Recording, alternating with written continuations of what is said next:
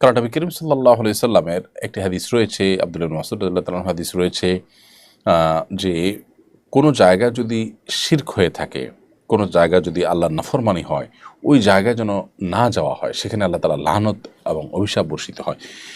আব্দুল্লাহ ইবনে মাসউদ রাদিয়াল্লাহু তাআলা বর্ণিত হাদিসে আমরা জানি যে মান কাসসারা সাওয়াদা কওমিন ফাহুয়া মিনহুম, যে ব্যক্তি কোনো সম্প্রদায়ের, কোনো ধর্মের মানুষের মধ্যে গিয়ে তাদের দল ভারী করে, তারা দেখা গেল যে ৫ জন মিলে পুজো করছে, আপনি গিয়ে সেখানে ৬ষ্ঠ জন হলেন, দল ভারী করলেন, তাহলে সে তাদের অন্তর্ভুক্ত হয়। এসব কারণে বাচ্চাকে পুজোর সময়টাতে অন্তত তাদের পুজোর আয়োজনের মধ্যে শামিল যেন না হয়, সেদিকটা খেয়াল রাখবেন।